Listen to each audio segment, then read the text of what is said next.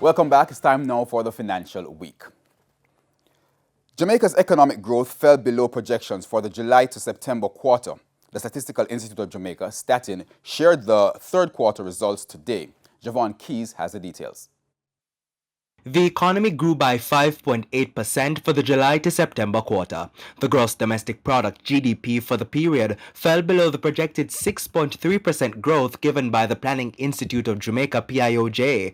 Growth in this quarter was affected by a number of factors, to include a drop in bauxite output, as a few plants experienced planned and unplanned disruptions, to include a fire at Jamalco in Clarendon. The third quarter saw the mining and quarrying industry decline by 29.7%. Meanwhile, Statin says the economic growth during the period was supported by a 7% increase in the services industry and a 2.4% increase in the goods-producing industry. Tourism led growth in the services sector with a 114.6% improvement compared to the same period in 2020. A 7% growth in agriculture, forestry, and fisheries led growth in the goods-producing industry. The reduced output in the quarter is likely linked to reduced production due to a number of no-movement days between July and September. These days were instituted in a bid to stem the spread of COVID-19. The Economic Program Oversight Committee (EPOC) recently also indicated that government revenues also fell during the same quarter due to these restrictions. For the financial week, I'm Javon Keys.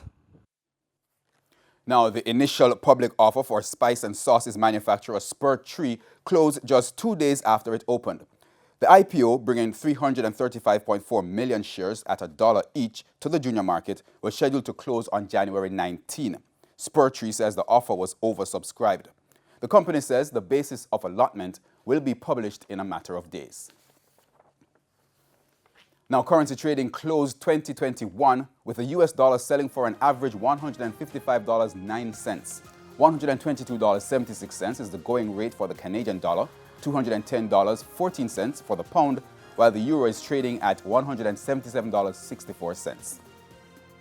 And the last stock market trading session for 2021 saw the JSE index lose 3,120 points, while the junior market index lost 13 points. Among today's advancers were Jetcon Corporation, Raider Jamaica, Indies Pharma Jamaica, Cargo Handlers, and Access Financial Services.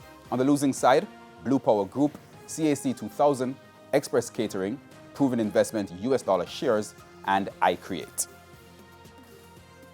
And that's the financial week. News from overseas when we return.